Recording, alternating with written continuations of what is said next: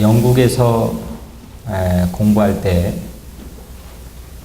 가족들과 함께 세계 7대 불가사의라고 여겨지는 스톤헨지라고 하는 곳을 방문해 봤습니다. 세계에 현존하는, 없어지지 않고 현존하는 가장 오래된 유적지 가운데 하나가 스톤헨지입니다.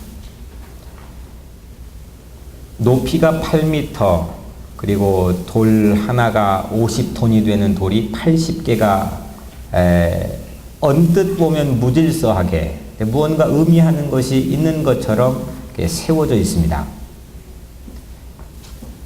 돌 하나가 50톤이니까 큰 트레일러 몇 개가 높게 쌓아놓은 것과 같은 그런 웅장한 그런 돌 무덤 같기도 하고, 무언가를 말하는 그런 돌 무더기가 허벌판에 놓여져 있습니다.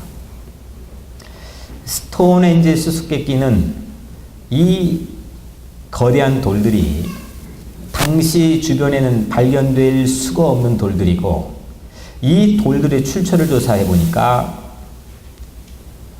468km가 떨어져 있는 저 서쪽의 웨일즈라는 곳에서 가져온 돌이라는 겁니다. 수수께끼입니다. 당시에는 바퀴도 발명되지 않았던 시대에 지렛대만을 이용해서 이 엄청난 돌을 어떻게 이동시켜 왔으며, 더 신비한 것은 이 돌 기둥 위에 돌을 얹어 놨는데 그 높은 곳에 이 돌을 4톤이나 되는 엄청난 돌을 어떻게 올려놨을까? 누가 했고, 또 어떻게 했고, 왜 했을까? 다양한 설이 난무하지만 여전히 우리에게는 많은 수수께끼와 불가사의를 제공해주는 유적지가 영국의 스톤헨지입니다. 기념물 안에는요, 반드시 기억하고 싶은 무언가 스토리가 담겨 있는 겁니다. 그래서 역사가 깊으면 깊을수록 유적지가 많이 있는 법입니다. 이스라엘도 이 기념할 만한 유적지가 참 많이 있습니다. 먼저 3가지 보물이 담겨 있는 언약궤, 이건 광야에서 하나님이 함께 동행했던 저들의 가장 소중한 유적입니다. 유물입니다. 기념품입니다. 그리고 하나님께서 출애굽을 하셨던 걸 기념하기 위해 유월절이라고 하는 기념일을 지키고, 또 광야에서 40년 동안 하나님이 보살펴 주셨다고 하는 그거를 지키기 위해서 지금도 토레스 이 유대인들은 초막절을 지금까지도 지키고 있습니다. 이 이스라엘 백성들이 유대인들의 삶을 보면은 기념일, 기념품, 기념식 사방천지입니다. 할 얘기가 많기 때문입니다. 그만큼 역사가 유구한 겁니다. 기념 잘하는 건 국력입니다. 선진국일수록 기념할 만한 게 많이 있는 법입니다. 기념할 만한 것이 없다고 하는 것은 역사가 짧고 할 말이 없다고 하는 증거 아니겠습니까? 기념할 만한 것이 풍성했으면 좋겠습니다. 하나님께서 우리와 함께 하심을 기억할 수 있는 그런 기념일, 기념품, 기념식들이 우리 교회 안에, 또 여러분들의 삶과 가정 안에 더 많이 풍성해지기를 주의 이름으로 축원합니다. 생각하면 마음이 울적해지고 불안해지고 슬퍼지는 그런 내 상처에 대한, 아픔에 대한 기억들로 나를 풍성하게 채우지 않고, 그거 생각하면 기분이 좋아지고, 그거 생각하면 유쾌해지고, 그거 생각하면 감사가 나오고 찬양이 나오는 그런 기념물, 그런 기념물들이 우리의 삶에 차곡차곡 쌓여가는 그런 신앙인들 여러분들 되면 참 좋다 생각하겠습니다. 본문은요, 기념물 하나를 소개하고 있습니다. 이 기념물은 요단강에서 세워지는 기념물입니다. 지난주 설교한 것처럼 요단강은 전환기였습니다.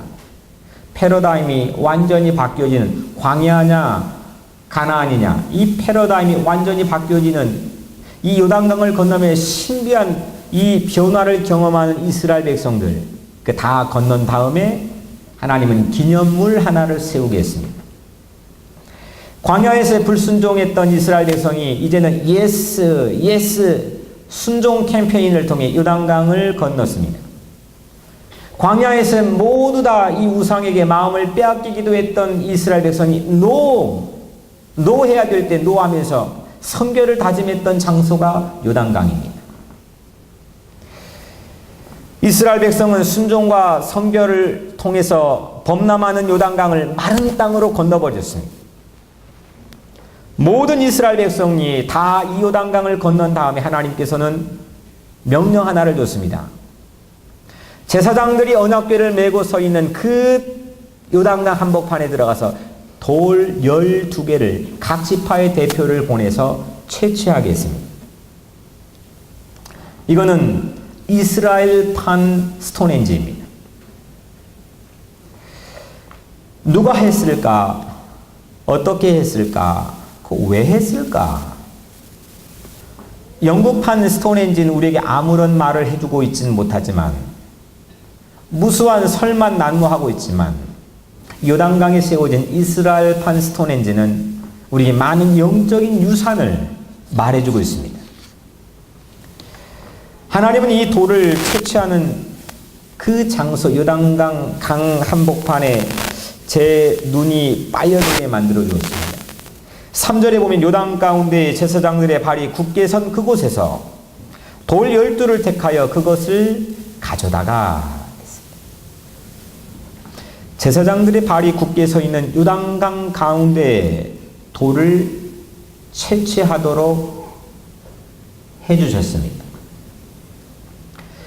요단강 경험을, 이 요단강 체험을, 요단강 도하 작전을 기념할 만한 많은 것들이 사실 주변에 있을 법한데, 나무도 있을 거고, 많은 것들이 아마 요단강 주변에는, 이거 하면은 하나님께서 우리를 인도하시고 이 요단강을 건너게 하셨다고 하는 걸 기념할 만한 기념품들이 많이 있을 법한데, 왜 하필 하나님께서는 요단강 한복판에 있는 돌 12개를 채취하도록 하셨을까? 시골에 살았던 제 경험으로 비추어 보면, 강 안에서 볼 수 있는 돌은 이 물살에 깎이고 다듬어져서 맨들맨들한 반면에, 강 밖의 돌은 뾰족하고 투박하고 울퉁불퉁하고 거친 모습을 보았던 기억이 있습니다. 근데 오늘 하나님께서 기념품으로 사용하기 위해서 만들어주신 이 돌 12개는 강바닥, 그것도 강 중앙에 거기에서 채취한 돌이었습니다.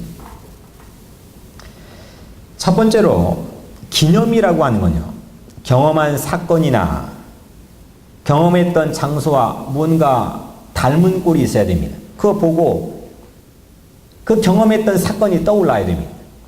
뭔가 유사점이 있어야 됩니다.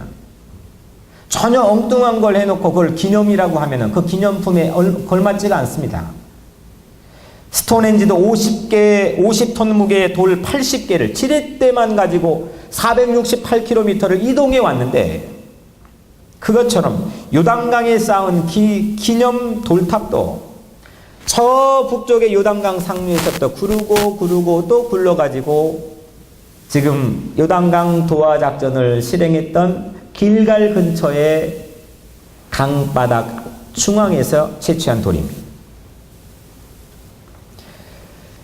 하나님은 이 기념물을 통해서 이스라엘 백성 자신을 보게 한 겁니다. 처음 출애굽할 때 이스라엘 백성의 모습이 어땠습니까? 이제 출발한 지 며칠도 되지 않았던 상황에서 홍해바다를 건넜습니다. 출애굽기 15장에서는 소구를 치고 춤을 추며 노래합니다. 얼마나 기뻐했겠습니까? 그런데 바로 그 직후에 이스라엘 백성은 불평을 합니다. 컴플레인을 합니다. 다 잊어버렸습니다. 그리고 손에 돌을 들었습니다. 뭐 하려고요? 모세를 치려고. 400년 노예 근성과 그 상처, 그 억압받았던 상처가 이스라엘 백성의 가슴에 고스란히 남아있는 겁니다. 영락없이 강 밖에서 다듬어지지 않고 투박하고 울퉁불퉁하고 거친 돌이었습니다. 이게 이스라엘 백성이 자신들의 모습이었습니다. 그리고 불과 2년도 채 되지 않은 가데스 바네아, 이 가나안 땅이 바로 남쪽 지경에까지 접근해 왔는데 하나님의 말씀을 불순종하고 그들은 38년 동안 또 돌고 또 돌아야 했습니다. 거친 돌이었습니다. 수없이 그들의 손에는 돌을 들었습니다. 그런데 요단강에서 이제 40년 다 돈 다음에 요단강에서 그들은 순종과 성결로 바뀌기 시작했습니다. 40년간 광야의 물살에 깎이고 다듬어지고 또 깎이고 다듬어지고 새로운 모습으로 바뀌어지기 시작했습니다. 패러다임이 바뀌기 시작합니다.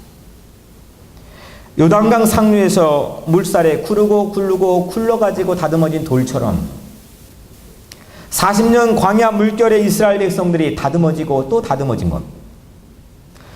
공교롭게도 이 돌의 12개 돌의 숫자와 이스라엘 백성 전체를 상징하는 12지파의 숫자가 같기도 하지만 강 바닥에서 채집한 돌의 모양과 이스라엘 백성의 요단강을 건넌 직후의 모습과 흡사하고 유사한, 그래서 기념품으로 사용할 만한 가치가 있는 걸 우리는 보게 됩니다. 이 돌들은 이스라엘 백성을 보여주는 거울인 겁니다. 야, 그래 우리가 이렇게 왔지. 그래서 요단강을 건넜지. 하나님께서 우리를 인도하셨지. 우리 모습이 바로 이렇게 바뀌어 왔어요. 하나님께서는 그 토박한 어부들, 그 거친 말 하는 어부들, 세리들, 조롱받던 사람들 12명을 택해가지고 거칠고 거친 인생 다듬어가지고 세계를 움직이고 역사를 뒤바꿔 놓은 예수 그리스도의 제자로 만들어 주셨습니다. 오늘 여러분들의 삶도 거친 부분도 있죠. 모난 부분도 있죠. 내 마음에도 탐탁지 않는 부분들도 있죠. 근데 우리 예수 그리스도 믿는다는 게 뭡니까? 예수 믿고 나서 변화되는 겁니다. 그래가지고 기념품으로 사용할 만한 그런 가치가 있는, 하나님의 손에 들려서 쓰임받을 만한 가치가 있는 그런 인생을 보고 나서 하나님을 보여줄 수 있는 그런 가치가 있는 그런 인생이 되시기를 주의 이름으로 간절히 축원합니다. 저는 이 기념품이 참 부러웠습니다. 살아온 인생 때문에 거친 모서리가 보기 좋게 다듬어져가는 그 모습이 참 값져 보였습니다. 목사가 되면 될수록, 시간이 흘러서 경험이 쌓이면 쌓일수록 더 하나님께 가까이 다가가고 더 다듬어지고 더 넉넉해지고 그래야 되는데 혹시 이걸 세속화되고 더 교만해지고 그런 모습을 갖지는 않나 하는 생각도 해보았습니다. 시간이 흘러간다는 게 여러분들에게는 어떤 의미가 있습니까? 경험이 쌓여간다는 거에 여러분들은 어떤 의미가 있습니까? 강 안의 돌들은 제사장들이 이거 200만 명이 다 지나가려면 시간이 얼마나 많이 걸렸겠습니까? 200만 명이 그 강을 마른 바닥으로 다 건너갈 때까지 제사장들은 그 언약궤를 메고 움직이지 않았습니다. 그래도 될 만큼 이 강바닥의 돌들은 거칠지 않았습니다.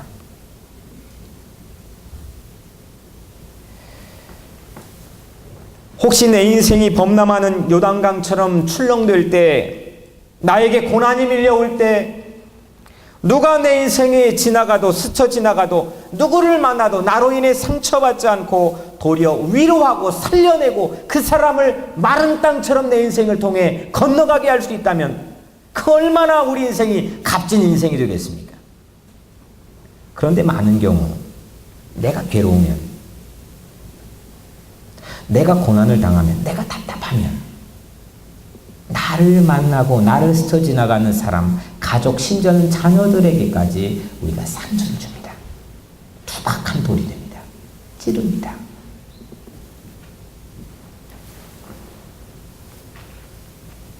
우리는 대개 내가 힘들면 주변 사람들도 힘들게 합니다. 고난받고 있을 때 만난 사람들조차 힘을 줄 수 있는 사람이 된다면, 내가 힘들 때, 내가 감옥에 갇혔을 때, 내가 어려울 때, 내가 배고플 때 나를 만난 사람들에게 용기와 희망을 불어넣어주고 그 사람들에게 예수를 만나게 하고 마른 땅으로 그 사람들을 건너게 할 수 있다면, 아마 그 사람의 인생은 요단강 강바닥에 있었던 돌처럼 하나님께서 들어가지고 하나님을 나타내는 그런 기념품으로 사용될 만한 가치가 있는 인생이 될 것입니다. 세상을 치유하는 그런 둥글둥글한 그런 목사 되었으면 좋겠습니다. 세상을 치유할 수 있는 둥글둥글한 그런 성도들이 여러분들이 되었으면 좋겠습니다. 세상을 치유하고 마른 땅처럼 고난받는 자들을 건너게 할 수 있는 그런 둥글둥글한 그런 교회가 우리 교회가 되었으면 좋겠습니다. 나 힘들다고 함께 있는 사람 몸살 앓게 하지 않고, 함께 있는 가족들에게 상처 주지 않고 그들을 보듬고 그들을 내 인생을 통하여 주님을 만나게 하면 그들의 삶 가운데 마른 땅을 열어줘 버리는 그런 놀라운 역사들, 그 강바닥의 돌과 같은 그런 아름다운 역사들이 오늘 우리 교회 안에 있게 되기를 주의 이름으로 간절히 축복합니다. 두 번째 기념물은요, 사람들 눈에 잘 띄어야 됩니다. 기념물이 사람들 눈에 발견되지 않으면 그건 기념물의 가치가 아무것도 없는 겁니다. 스톤헨지 불가사의는 후손들이 지나가면서요 묻는 겁니다. 허벌판이거든요. 돌 80개 세우는 건데 그게 무슨 의미가 있겠습니까? 지금까지도 모릅니다. 근데 사람들은 수없는 관광, 수만 명, 수십만 명이 찾아옵니다. 묻는 겁니다. 저 돌의 의미가 뭐냐고 묻는 겁니다. 그게 기념품의 가치가 있는 겁니다. 후손들이 지나가면서 묻지 않을 수 없게끔 호기심을 자극해주는 게 기념품의 가치입니다. 4톤이나 되는 돌을 어떻게 돌기둥에 올려놨을까? 이 돌의 의미는 뭘까? 사람들 눈에 아무런 호기심을 주지 않는 기념물은 자격 미달인 겁니다. 하나님께서는 기념물다운 표징을 주셨습니다. 6절에 이것이 너희 중에 표징이 되리라. 후일에 너희 자손들이 물어 이르되 이 돌들이 무슨 뜻이냐 묻거든. 이 요단강 건너가는 그 길목 길갈 근처에 세워놓았던 이 돌들 12개의 돌들을 보고 후손들이 묻거든 한 겁니다. 묻는 게 아무렇게나 묻는 겁니다. 호기심이 발동되어 묻는 겁니다. 이거는 그냥 아무런 평범한 강바닥의 돌이 아닙니다. 숨겨져 있지 않고 발견되었다고 하는 것은 분명히 호기심이 있는 겁니다. 아무리 숨겨놓고 아무리 저 사람을 감춰놓아도 막 들추어날 수밖에 없는, 호기심이 자극될 수밖에 없는, 저 사람은 왜 저래? 어떻게 살지? 어떻게 저런 모습을 보이지? 이렇게 호기심을 자꾸 줄 수 있는 사람이 있습니다. 근데 어떤 사람은 막 공개해 놓아도, 아무리 밝혀 놓아도, 막 스스로 말을 해도 아무런 호기심이 발동되지 않는 인생도 있습니다. 우리들 이제 조금 지나면, 얼마가 지나면 우리 이 세상에 우리도 남지 않습니다. 우리 자손들이, 우리 다음 세대들이 우리에게 아무런 호기심도 없고 궁금증도 갖지 않고, 그때 그 몇 년도에 믿음 장로교에 다녔던 우리 부모님들은 뭐지? 어떻게 했지? 이런 호기심도 주지 않는 그런 매력 없는 인생이 되어서는 되겠습니까? 평범한 돌을 보고 이것이 무슨 의미냐고는 묻지 않습니다. 아무런 질문도 받지 못하는 돌은 기념품으로서의 가치도 부족합니다. 기념품의 가치는 호기심을 자극해 줘야 됩니다. 매력을 느끼게 해가지고 자꾸 질문하게 만들어야 됩니다. 질문에 답할 수 있는 사연들이 그 기념물 안에 담겨 있어야 됩니다. 막 그 기념물이 말하고 싶어야 됩니다. 그런데 요단강의 기념으로 세워둔 이 12개 돌들은 시간이 한참 지나고 세월이 흐른 뒤에도 지나가는 길손들에게 호기심을 자극해 준 겁니다. 이 돌들이 무슨 뜻이냐고 묻는 겁니다. 여러분들, 예수님 믿고 은혜 받은 사람, 이 예수 믿고 은혜 받은 사람들은 한결같이 반드시 호기심을 유발하는 사람들이어야 됩니다. 우리나라 처음에 복음이 들어와가지고 예수 믿었던 우리 신앙의 선조들이나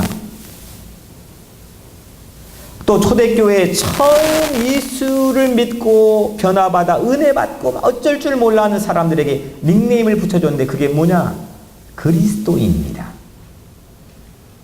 지금은 평범한 돌처럼 평범한 명칭이 되어버리고 때로는 질타를 받는 명칭이 되었지만 당시에는 그 그리스도인이라는 명칭에 성경에 어떻게 세상을 어지럽게 하는 사람들이라는 그런 닉네임의 의미를 담아가도 붙여준 겁니다. 호기심이 자극되는 겁니다. 저 사람들은 뭐지? 예수를 따른다고 하는 저 사람들이 왜 세상을 이렇게 뒤바꿔 놓는 거지?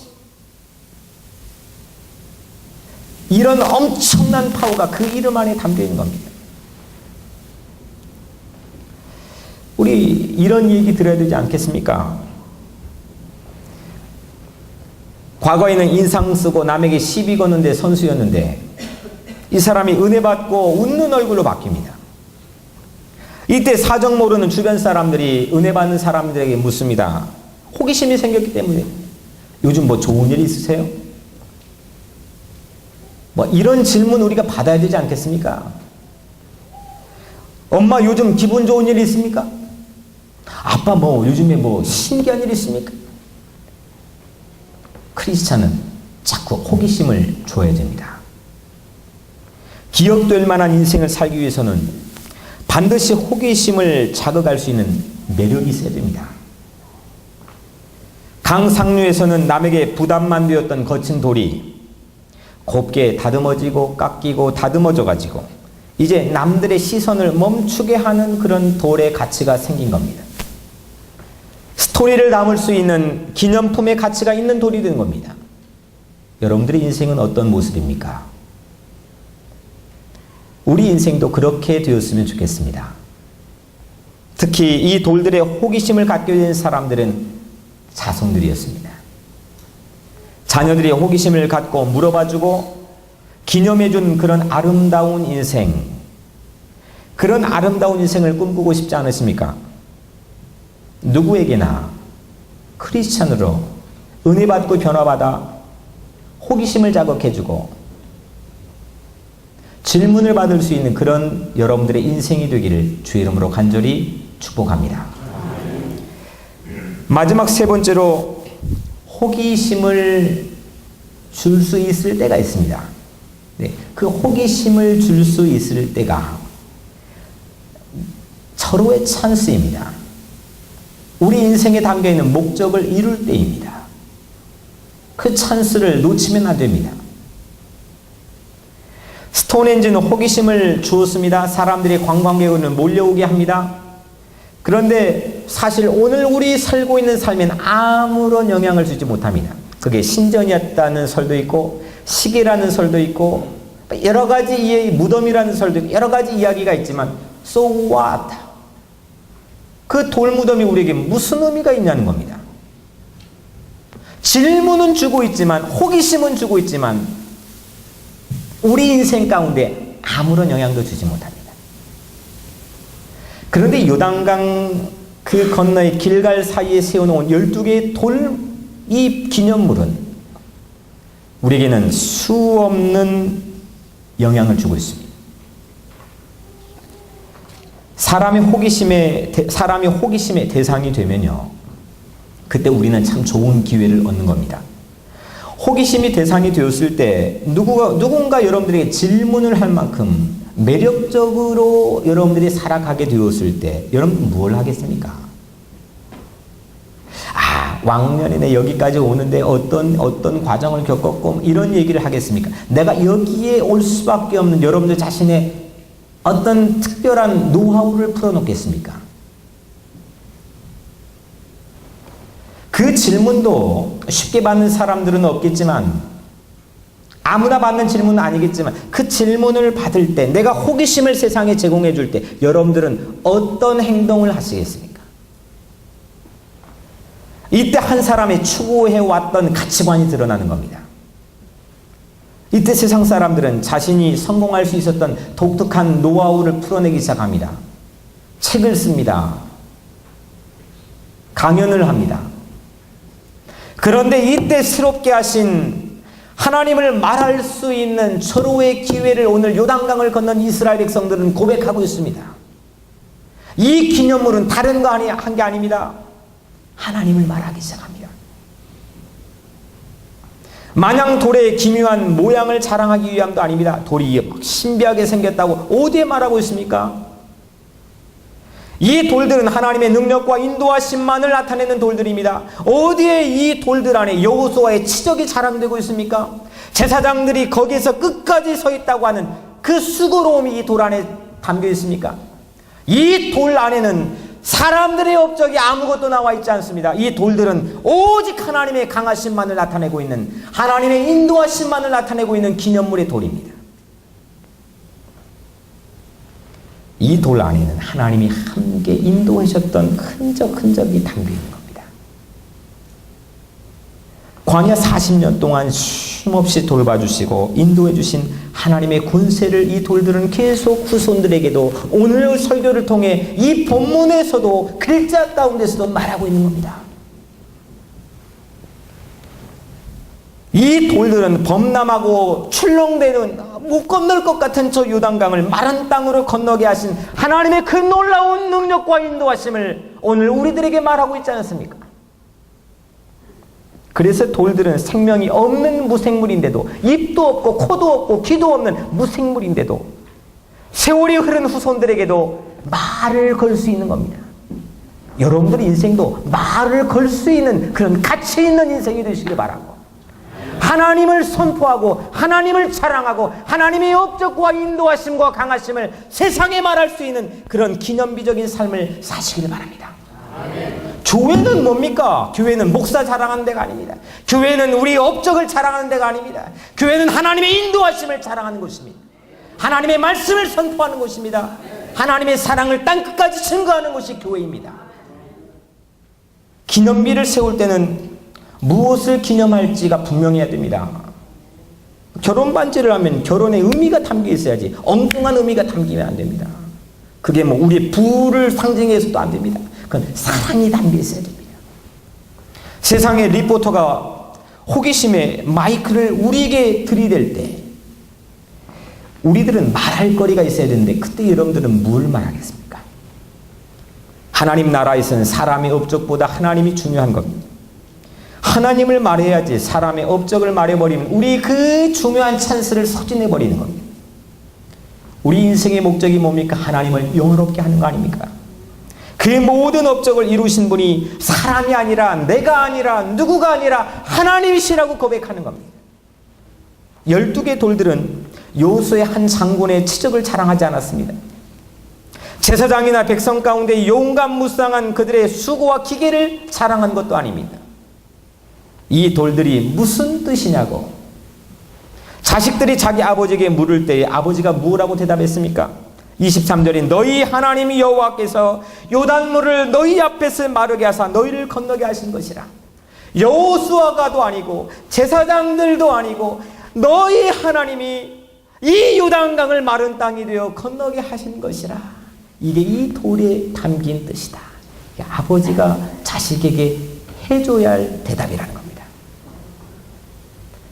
너희는 택하신 족속이 왕같은 제사장들이요 거룩한 나라의 그의 소유된 백성이니 이는 너희를 어두운 데서 불러내어 그의 기이한 빛에 들어가게 하신 이의 아름다운 덕을 선포하게 하려 하십니다.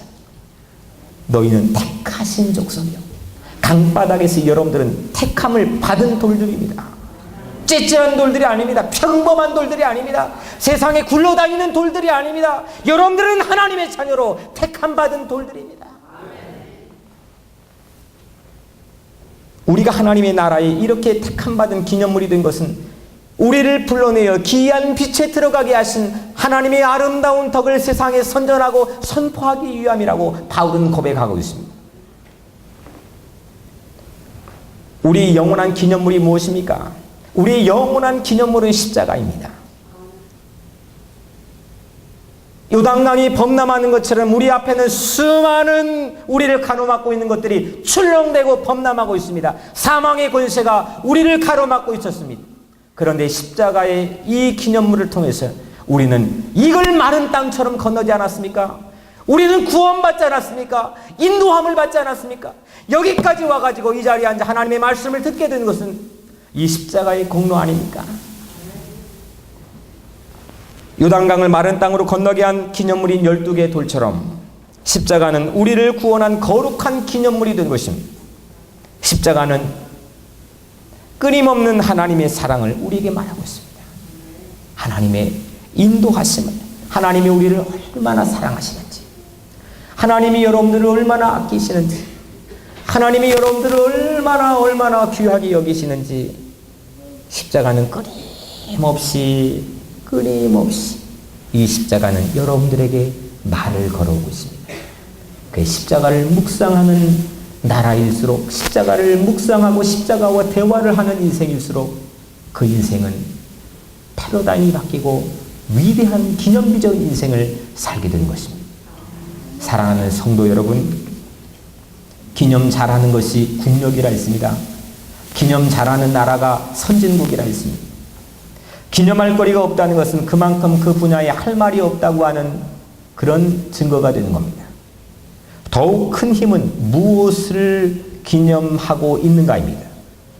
내가 매력적으로 다듬어져 가지고 자녀가 묻고 이웃이 물으면서 국경을 넘어 세상이 물어오는 그런 기념비적인 인생을 여러분들이 살아가시기를 주의 이름으로 축복합니다. 그런 비전을 꿈꿉시다. 이번 특세 기간 동안 그런 꿈을 가지고 나가봅시다. 새로운 약속의 땅을 향해서 기념비적인 교회가 되고 기념비적인 인생이 되고 기념비적인 자녀가 되기를 위해서 그런 기도의 제목을 가지고 나갑시다. 우리를 인도하신 이 여러분의 기념비적인 인생에 새겨진 어떤 사연을 여러분들 대답하시렵니까? 그때 우리는 하나님의 능력을 증거합시다. 하나님의 사랑을 말해줍시다. 하나님의 말씀의 땅 끝까지 선포합시다. 이때 여러분들은 요단강 마른 바닥에서 채취한 그 12개의 돌처럼 잘 다듬어져 가지고 어떤 이가 기대도, 어떤 이가 여러분들에게 의지해도, 어떤 이가 여러분들을 위해 서 있어도 상처 주지 않고 마른 땅으로 건너게 하고 회복시키고 치유할 수 있는 그런 기념될 만한 가치가 있는 그런 인생이 될 줄로 믿습니다. 이때 여러분들은 하나님께 인정받는 영원한 기념비적인 인생, 영원한 기념비적인 교회가 될 줄로 주의 이름으로 간절히 축복합니다.